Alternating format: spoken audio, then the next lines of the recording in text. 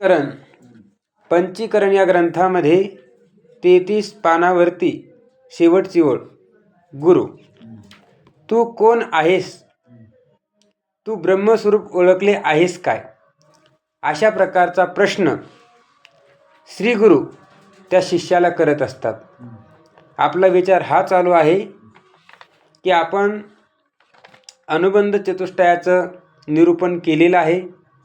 त्यानंतर जीवाला अनादी काळाचा भ्रम झाल्यामुळे तो स्वतःला मनुष्य मानत आहे किंवा शूद्र मानत आहे, त्या वर्णाचा मानत आहे, त्या गावाचा मानत आहे, त्या नावाचा मानत आहे. मी काळा आहे, मी गोरा आहे, मी ठेंगणा आहे, अशा प्रकारचं तो भ्रमामुळे मानू लागलेला आहे. मग हे असणारं सांगण्यासाठी एक दृष्टांत त्यांनी दिला स्वरूपाच्या विस्मरणाविषयी. एक असणारा सिंह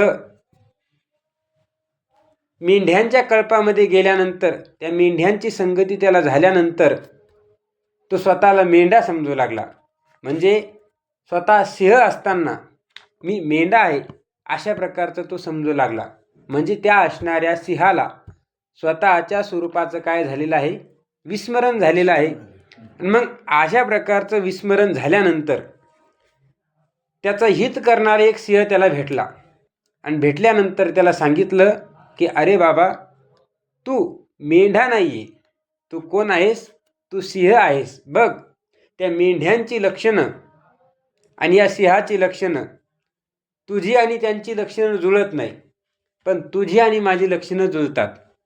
अशा प्रकारचं त्या सिंहाला सांगितल्यानंतर, त्या सिंहाच्या पिलाला सांगितल्यानंतर ते सिंहाचं पिलू स्वतःला काय समजू लागलं, तर मी सिंहच आहे, मी मेंढा नाही, अशा प्रकारचं समजू लागलं.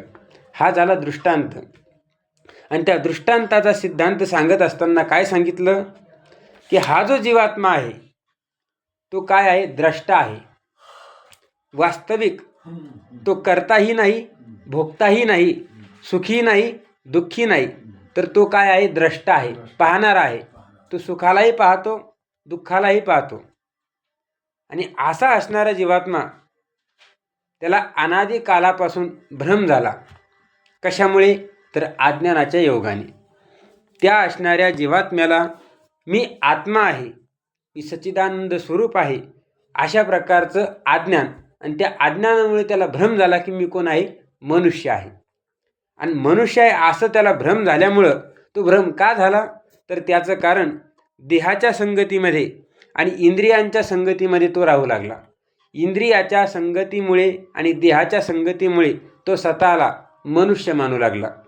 मग अशा प्रकारचा जो काही भ्रम आहे तो भ्रम जीवाला झालेला आहे.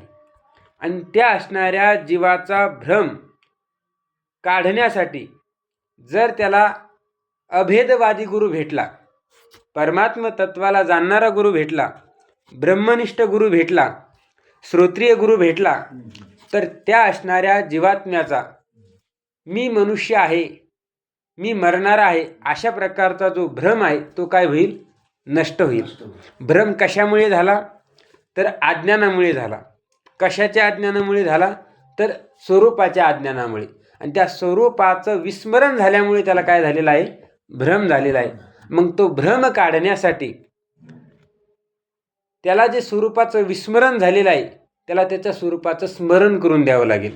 आणि ते स्मरण कोण देऊ शकतं, आणि ते स्मरण केव्हा होऊ शकतं, ज्यावेळेस या जीवात्म्याची पूर्वजन्मामध्ये केलेलं जे काही पुण्य आहे त्या पुण्याचा उदय ज्यावेळेस होतो त्यावेळेस त्याला ब्रह्मनिष्ठ, श्रोत्रिय, कृपाळू सद्गुरू भेटतात आणि त्याला लक्षात आणून देतात की बाबा, तू मनुष्य नाही, तू जन्मणारा नाही, तर तू कोण आहेस, तू सच्चिदानंदरूप ब्रह्म आहेस.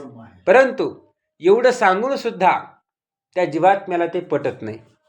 जसं त्या पर्वतातल्या सिंहाने त्या मेंढ्यामध्ये राहणाऱ्या सिंहाला सांगितलं अखेर, अरे बाबा, तू कोण आहेस, तू सिंह आहेस, मेंढा नाही तू.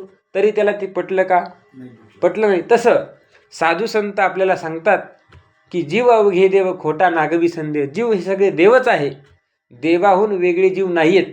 परंतु हे जीवाला पटतं का.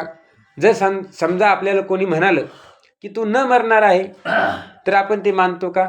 नाही बा, तो आताच मेला, मी सुद्धा मरणार आहे, माझा जन्म या दिवशी झालेला आहे, मी जन्मणार आहे, मी मरणार आहे, अशा आपला निश्चय झालेला आहे. मग या निश्चयाला काढण्यासाठी श्री गुरु त्याला काय करतात? अगोदर प्रश्न करतात की अरे बाबा, तू कोण आहेस हे तुला माहिती आहे का? नेमकं तू देह आहे का, नेमकं तू शरीर आहे का, नेमकं तू आत्मा आहे, नेमकं तू आहेस कोण? अशा प्रकारचा प्रश्न श्री गुरु त्या शिष्याला विचारतात. किंवा आणखीन एक प्रश्न विचारतात की तू ब्रह्मस्वरूप ओळखलेला आहेस का? तुला ब्रह्म माहिती आहे का? ब्रह्माबद्दल तुला ज्ञान आहे का? ब्रह्म कसं असतं, कोण असतं ब्रह्म, हे तुला माहिती आहेस का? अशा प्रकारचे 2 प्रश्न श्री गुरु काय करतात? त्या शिष्याला विचारतात. कोणते 2 प्रश्न? पहिला प्रश्न, तू कोण आहेस? आणि दुसरा प्रश्न, तू परमात्म्याच्या स्वरूपाला ओळखलेला आहेस का? तुला परमात्म्याचा साक्षात्कार झाला आहेस का? अशा प्रकारचे 2 प्रश्न श्री गुरु काय करतात? त्या शिष्याला विचारतात. आणि मग शिष्याला विचारल्यानंतर तो शिष्य काय म्हणतो? तर बघा 34 पान नंबर पहिली ओळ. शिष्य, मी मनुष्य आहे, मला ब्रह्मस्वरूप म्हणतात. मला ब्रह्मस्वरूप म्हणतात ते कसे ओळखता येईल? आता तो काय म्हणतो? पहिल्या प्रश्नाचं उत्तर काय दिलं त्यांनी? गुरूंनी विचारलं तू कोण आहेस, त्यावेळेस हा काय म्हटला? मी मनुष्य आहेस. दुसरा प्रश्न विचारला, तुला तू ब्रह्मस्वरूप ओळखलेला आहेस का? त्यावेळेस तो म्हणतो की मला ब्रह्मस्वरूप म्हणतात, म्हणजे ब्रह्म परमात्मा हे मला कसं काय ओळखता येईल? मी काही ओळखलेलं नाही त्याला, असं काय म्हणतो तो शिष्य म्हणत असतो. अभिप्राय काय? गुरूंनी प्रश्न विचारला, शिष्यांनी उत्तर दिलं. काय उत्तर दिलं? की मी मनुष्य आहे, हे पहिल्या प्रश्नाचं उत्तर. आणि दुसऱ्या प्रश्नाचं उत्तर दिलं की मला ते ब्रह्मस्वरूप कसं काय ओळखता येईल? ब्रह्म कसं आहे? सर्वज्ञ आहे. परमात्मा कसा आहे? सर्वज्ञ आहे, सर्वांतर्यामी आहे, व्यापक आहे, आणि मी त्याला कसं काय ओळखू शकेल? मी परिच्छिन्न आहे. अशा प्रकारचं तो काय करतो? श्रीगुरूंना सांगतो. मग श्रीगुरू काय करतात? त्याला आणखीन सांगतात की अरे बाबा गुरु, अरे बाबा, हा तुझा देह मनुष्य आहे. त्या ठिकाणी गुरु म्हणतात की हा जो काही तुझा देह आहे तो कोण आहे? मनुष्य आहे. तुझा आत्मा मनुष्य नाही. देहाचा तू द्रष्टा, आत्मा देहाहून वेगळा आहेस. हा जो काही देह आहे या देहाचा तू द्रष्टा आहेस. द्रष्टा आहेस म्हणजे या देहाला तू पाहणार आहे. तू बालपण बघितलं, तरुणपण बघितलं, म्हातारपण सुद्धा बघतोय, आणि हे सगळं जगतसुद्धा तू बघतोय, म्हणजे या सर्वांना तू पाहणार आहे. आता या बालपणी हा देह कसा होता? छोटा होता. तरुण झाल्यानंतर थोडा मोठा झाला, आणि वृद्ध झाल्यानंतर वेगळाच त्याला आकार निर्माण झाला. म्हणजे या तिन्ही अवस्थेला तू बघितलेला आहे. म्हणजे तिन्ही देहाला, बालपणातल्या देहाला, तरुणपणातल्या देहाला आणि म्हातारपणातल्या देहाला सुद्धा तू बघतोस. म्हणून तू या देहाचा काय आहेस? द्रष्टा आहेस. या देहाला तू पाहणार आहे. आणि जो द्रष्टा असतो तो दृश्याहून वेगळा असतो. तू बालपणातल्या देहाला ज्यावेळेस बघितलं त्यावेळेस सुद्धा तू त्याच्याहून वेगळा होतास. तरुणपणातल्या देहाला ज्यावेळेस तू बघितलं त्यावेळेस सुद्धा त्या तरुणपणाच्या देहाहून तू वेगळा होता. आणि आता म्हातारपणी या देहाला सुद्धा आपण बघतोय, म्हणून या देहाहून सुद्धा आपण कसे आहोत? तर वेगळे आहोत. आत्मा देहाहून वेगळा आहेस म्हणजे आत्मा हा देहाहून, पंचमहाभूताच्या असणाऱ्या देहाहून तू कसा आहे? तर वेगळा आहेस. मनुष्य नाहीस. आत्मा हा मनुष्य होऊ शकत नाही. आणि तू ब्रह्म आहेस. तू ब्रह्म आहेस म्हणजे तू मनुष्य नाहीये, तू ब्रह्म आहेस. ब्रह्म कसं सांगितलं? सच्चिदानंद रूप ब्रह्म सांगितलेलं आहे. ब्रह्माचं स्वरूप काय? सच्चिदानंद स्वरूप, आणि तेच तू आहेस. मला ब्रह्मस्वरूप कसे ओळखता येईल असे जे तू विचारित, जे तू म्हणत आहेस ते केवळ अज्ञानानेच विचार न करता म्हणत आहेस. तू काय म्हणत आहेस की मला ब्रह्मस्वरूप कसं काय ओळखता येईल, मला परमात्म्याचा साक्षात्कार कसं काय होईल? तर हे जे तू बोलतोयस हे केवळ तुझं काय आहे? अज्ञान आहे. आणि अज्ञानामुळे तुला असं वाटतंय की मी मनुष्य आहे आणि मी ब्रह्मस्वरूपाला कसं काय ओळखेल बरं? परमात्म्याला मी कसं प्राप्त करून घेईल बरं? परमात्म्याला प्राप्त करून घेणारे कोण आहेत? ऋषीमुनी आहेत. आणि मी मनुष्य आहे, मी गृहस्थी आहेत, मला कसं काय तो परमात्मा प्राप्त करता येईल? अशा प्रकारचा आपण विचार न करता काय करतो? त्या ठिकाणी उत्तर देत असतो. पण वास्तविक विचार केला, जो जो या मनुष्य देहाला येतो त्याला भगवान परमात्म्याला प्राप्त करण्याचं काय आहे? स्वातंत्र्य दिलेलं आहे. मनुष्य देहाचे निनावे सच्चिदानंद पदवी घेणे एवढा अधिकार नारायणे कृपा अवलोकनी दिलेला असे. म्हणजे भगवान परमात्म्याच्या कृपेने आपल्याला मनुष्य देहामध्ये भगवंताला जाणण्याचा अधिकार दिलेला आहे. आयुष्याच्या साधने सच्चिदानंद पदवी घेणे म्हणजे जोपर्यंत आपण मानवी देहामध्ये आहोत तोपर्यंत आपण सच्चिदानंद ही पदवी घ्यायची. आपल्याला बाकीच्या पदव्या जाणाऱ्या आहेत, येणाऱ्या आहेत, पण ही जर पदवी आपण एकदा घेतली की ही पदवी जातही नाही आणि पुन्हा येतही नाही. एकदा प्राप्त झाली म्हणजे झाली. सांगायचं काय इथं? श्रीगुरूंनी प्रश्न विचारला, शिष्याने उत्तर दिलं. पुन्हा श्रीगुरू म्हणाले की तू मनुष्य नाही, तू कोणी आत्मा आहे आणि तू ब्रह्मस्वरूपाला ओळखत नाही हे जे म्हणतोस ते अज्ञानामुळे तू म्हणत आहेस. मग आणखीन शिष्य काय करतो? प्रश्न करतो, गुरु महाराज आपण म्हणता की तू ब्रह्म आहेस, पण ब्रह्म म्हणून जास्त म्हणतात ते मी कसे असू शकेन? आता त्या ठिकाणी शिष्य आणखीन शंका घेतो. अहो गुरु महाराज, तुम्ही काय म्हणता की तू ब्रह्म आहेस म्हणजे मी ब्रह्म आहेस, पण ब्रह्म ज्याला म्हणतात ते मी कसं काय असू शकेल? म्हणजे ब्रह्म मी आहे असं तुम्ही जे मला म्हणताय ते ब्रह्म मी कसं काय होऊ शकेल? म्हणजे ब्रह्म मी नाही. अशा प्रकारचा निश्चय अजूनसुद्धा ते शिष्याचा आहे. स्वतःला काय समजत आहे? मनुष्य समजत आहे, पण मी ब्रह्म आहे असं तो समजायला तयार नाही. मी तर संसारी आहे. काय म्हणतो? मी ब्रह्म नाही आहे, मी आत्मासुद्धा नाही आहे. मी कोण आहे? मी संसारी आहे, मी सुखी आहे, मी दुःखी आहे, मी कर्ता आहे, मी भोक्ता आहे, अशी माझी काय पक्की खात्री आहे. हा माझा निश्चय आहे. मी कोण आहे? मी संसारी आहे, मी सुखी आहे, मी दुःखी आहे, पण मी ब्रह्म आहे असा निश्चय आहे का? नाही. का नाही? कारण की याचं कारण फक्त अज्ञान. यासाठी आपला उपदेश माझ्या अनुभवास येत नाही. तुम्ही मला जे सांगितलेलं आहे, माझा निश्चय काय आहे? मी संसारी आहे, आणि तुम्ही म्हणता की तू ब्रह्म आहेस, तू ब्रह्म आहे असं जे तुम्ही बोलताय, तो जो उपदेश आहे तो माझ्या लक्षात येत नाही आहे, माझ्या अनुभवाला येत नाही. मला हाच अनुभव आहे की मी कोण आहे? संसारी आहे, मी सुखी आहे, मी दुःखी आहे. अशा प्रकारचं ज्यावेळेस त्या शिष्याचं बोलणं ऐकलं त्यावेळेस गुरु त्याला सांगतात की अरे बघ, तू जे समजतोय हा सगळा काय भ्रम आहे. म्हणून गुरु बोलतात, हे मुमुक्षो, तू विचार करून पाहशील तर तुला असे समजून येईल की तुझ्या देहात जो अहंकार आहे तो संसारी, सुखी, दुःखी, कर्ता, भोक्ता इत्यादी असून दृश्य आहेत. श्रीगुरूंनी त्या शिष्याला त्याचं उत्तर दिलं, अरे तू खरंच मुमुक्षू आहेस. जरी तुझ्या अनुभवाला मी ब्रह्म आहे असं अनुभव तुला येत नसेल, पण तू जर विचार केलास तर विचार केल्यानंतर तुझ्या हे लक्षात येईल. काय लक्षात येईल? तुझ्या असणाऱ्या देहामध्ये जो अहंकार आहे, अहंकार, तो अहंकार काय आहे? संसारी आहे. तो अहंकार काय आहे? सुखी आहे. तो अहंकार काय आहे? दुःखी आहे. तो अहंकार काय आहे? कर्ता आहे. तो अहंकार काय आहे? भोक्ता आहे. आणि तो अहंकार काय आहे? तर दृश्य आहे. आणि तू त्याचा द्रष्टा आहे. म्हणजे तू संसारी जो अहंकार त्याचा तू द्रष्टा आहे. सुखी असणारा जो काही अहंकार त्याचा तू द्रष्टा आहे. दुःखी असणारा जो अहंकार त्याचा सुद्धा तू द्रष्टा आहे. म्हणजे तू अहंकाराला पाहणार आहे, सुखित्वाला पाहणार आहे, दुःखित्वाला पाहणार आहे, कर्तृत्वाला पाहणार आहे, आणि भोक्तृत्वाला सुद्धा तू पाहणारा आहे. म्हणजे याच्यातून काय सिद्ध झालं की तू मनुष्य नाहीस, तू संसारी नाहीस, तू सुखी, तू दुःखी नाहीस, तू भोगता नाहीस. भोगता म्हणजे भोगणारा सुद्धा तू नाहीस, आणि करणारा सुद्धा, करता सुद्धा तू नाहीस. तर तू कोण आहे? या सर्वांचा द्रष्टा आहे. पहिल्या प्रश्नाचं उत्तर दिलं. श्रीगुरूंनी विचारलं होतं, तू कोण आहेस? शिष्य म्हटला, मी मनुष्य आहे. मग मी मनुष्य आहे हा जो आहे तो तुझा भ्रम आहे. आणि तो भ्रम काढण्यासाठी श्रीगुरूंनी उत्तर दिलं की तुझा अहंकार हा काय तर करता भोगता आहे. तू करताही नाही आणि भोगताही नाही. लक्षात आलं? तू द्रष्टा आहेस. श्रीगुरूंनी सांगितलं की तू कोण आहेस? तू द्रष्टा आहेस.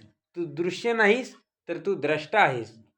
तुझ्या देहाचे एकही लक्षण तुझ्या आत्म्याच्या लक्षणाशी जुळत नाही. आता तुझा हा जो काही देह आहे, त्या देहामध्ये राहणारे जे लक्षण आहेत ते तुझ्या आत्म्याशी जुळत नाही. जसं दृष्टांतामध्ये सिंहाच्या पिल्लाचे लक्षणं आणि त्या मेंढ्यांचे लक्षणं जुळले होते का? मेंढ्यांचे काय लक्षणं सांगितले?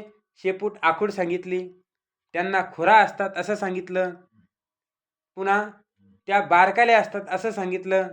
आणि सिंह कसा आहे? तर सिंह उंच आहे, त्याला 5 नखं असतात, त्याची शेपूट लांबट असते, त्याचा गळा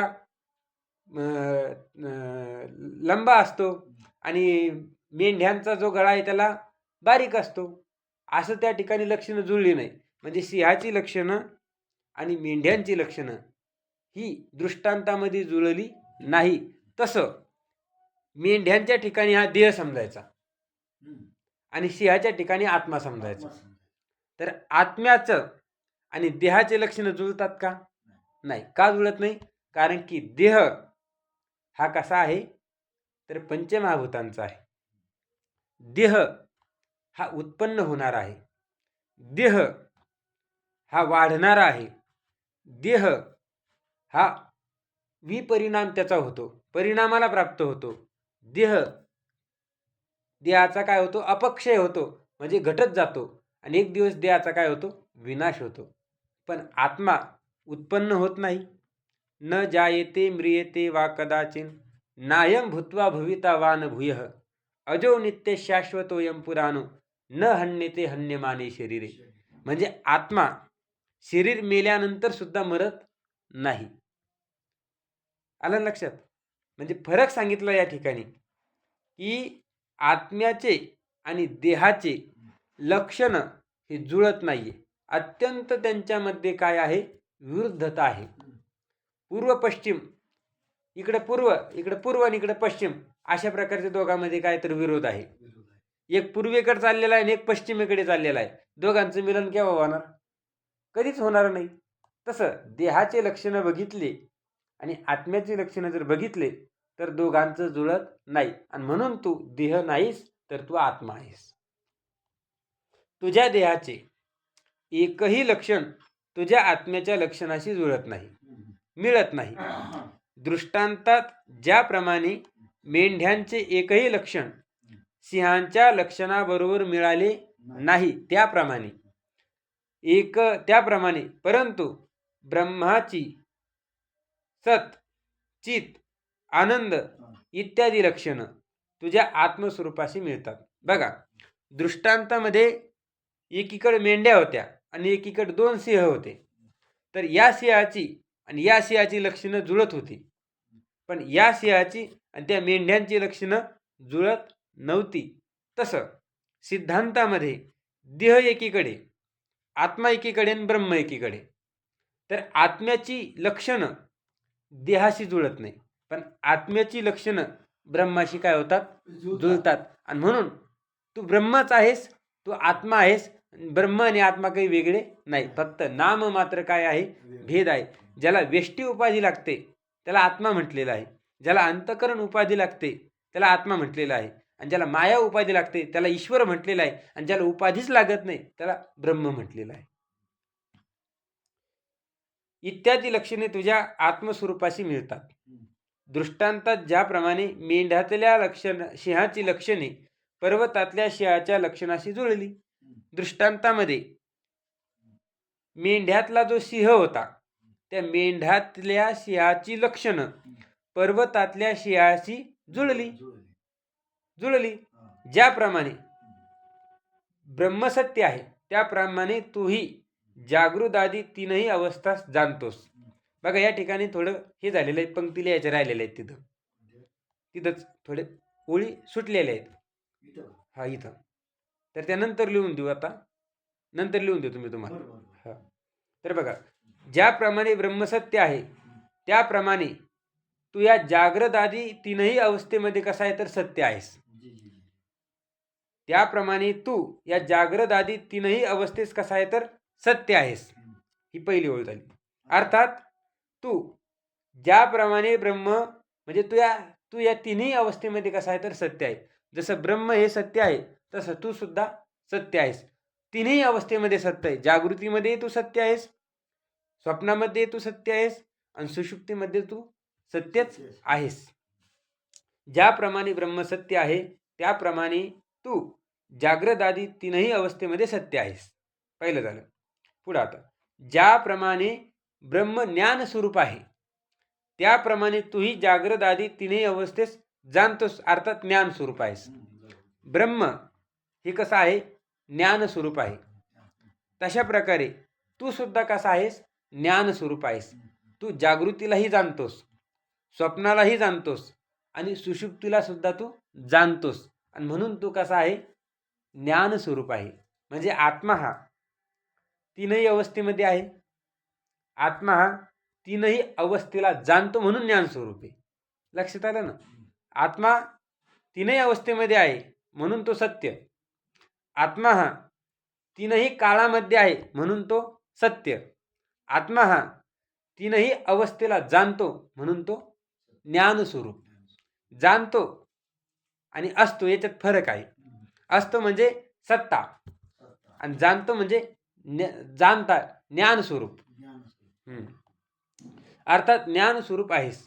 ब्रह्म जसे आनंद रूप आहेस तसा तूही परम प्रेमास्पद आहेस, अर्थात परमानंद स्वरूप आहेस.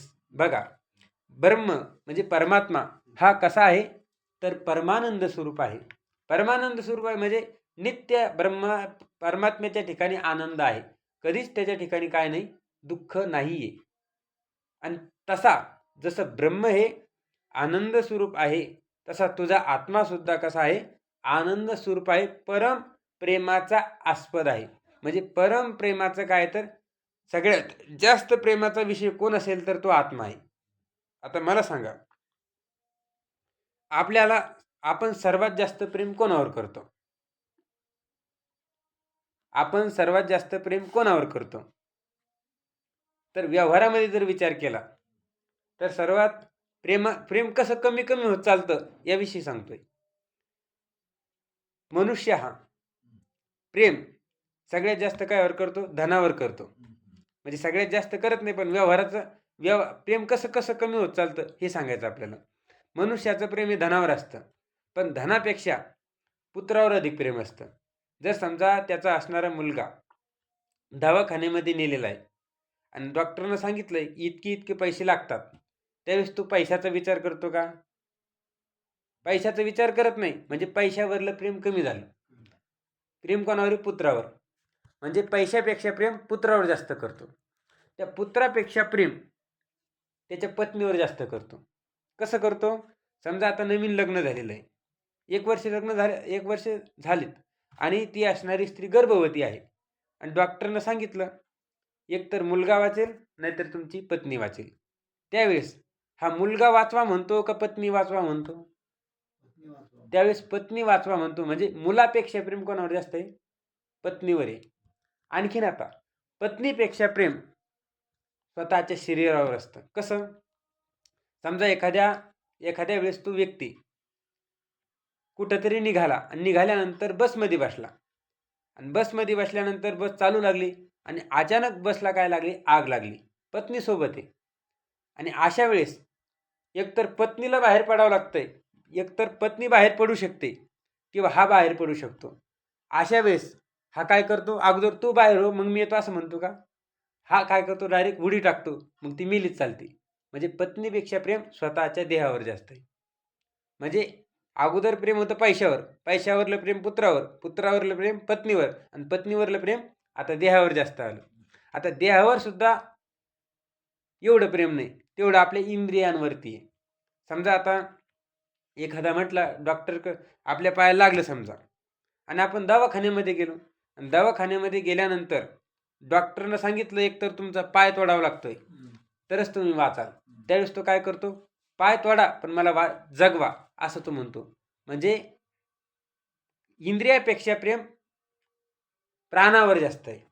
किंवा समजा आता डोळा आहे, हा जर डोळा तुम्ही काढला तरच तुम्ही वाचाल अशा वेळेस तो व्यक्ती काय करतो, दोन्ही डोळे काढा पण मला जगू द्या, मला वाचू द्या, असं तो म्हणत असतो. म्हणजे डोळ्यापेक्षा म्हणजे इंद्रियापेक्षा प्रेम प्राणावर जास्त आहे. म्हणजे माझे प्राण वाचवा असं तो म्हणत असतो. प्राणाईपेक्षा प्रेम आत्म्यावर जास्त आहे. कसं? ज्यावेळेस त्याला कॅन्सरसारखा रोग होतो त्यावेळेस तो काय म्हणतो, एकदाची माझे प्राण गेले म्हणजे मी सुखी होईल. म्हणजे प्राणापेक्षा प्रेम मी वय म्हणजे आत्म्यावर आहे.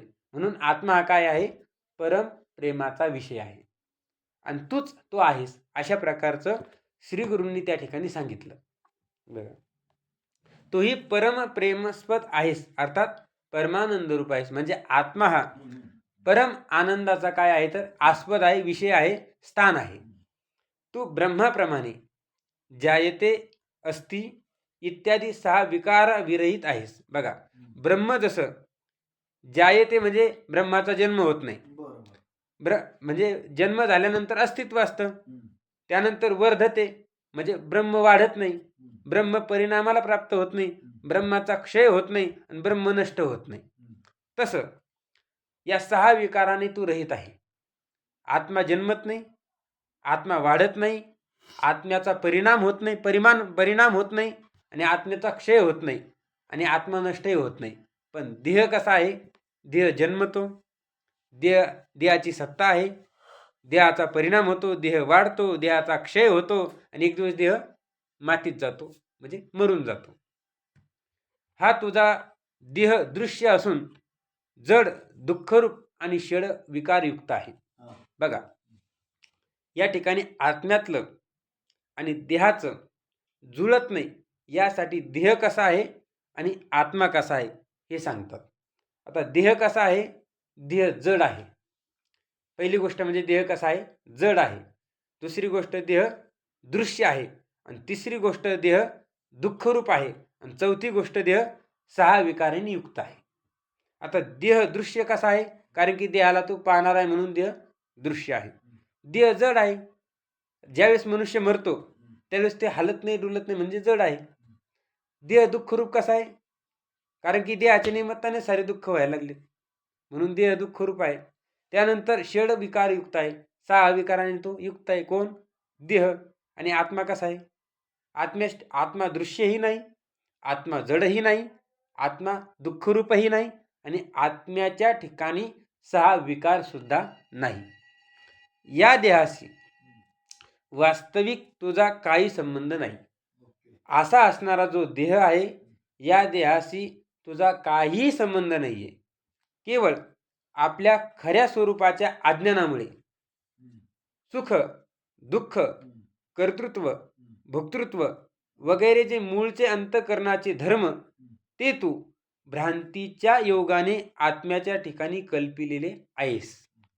या ठिकाणी गुरु काय म्हणतात, अरे तुला तुझ्या असणाऱ्या परमात्म स्वरूपाचं, आत्मस्वरूपाचं, ब्रह्मस्वरूपाचं आत्मत्वाने अज्ञान असल्यामुळं तुला काय वाटतंय, मी सुखी आहे, मी दुःखी आहे. पण सुख, दुःख, कर्तापणा, भोक्तपणा हे जे धर्म आहेत हे कोणाचे आहेत, हे अंतःकरणाचे धर्म आहेत. आणि त्या अंतःकरणाच्या धर्माला तू भ्रमामुळे, अज्ञानामुळे, मोहामुळे स्वतःच्या ठिकाणी मानत आहेस. आणि का मानत आहेस तर केवळ अज्ञानामुळे मानत आहेस. वास्तविक पाहता तू शुद्ध ब्रह्म आहेस. तुझ्या ठिकाणी सुखही नाही, दुःखही नाही, विकारही नाही, कर्तापणाही नाही, भोक्तापणा सुद्धा नाही. असं या ठिकाणी गुरूंनी काय केलेलं आहे, उत्तर दिलेलं आहे. आता याविषयी एक प्रमाण देतात. भागवताचा काय करतात, या ठिकाणी श्रीमद भागवताचा श्लोक सांगतात की या आत्मस्वरूपाच्या ठिकाणी संसार नावाची गोष्ट नाहीये, जन्म मरण नावाची गोष्ट नाहीये. हा विचार आपण काय करू आता, उद्या बघू. ठीक. ओम पूर्णमदः पूर्णमिदं पूर्णात् पूर्णमुदच्यते पूर्णस्य पूर्णमादाय पूर्णमेवावशिष्यते. ओम शांती शांती शांती.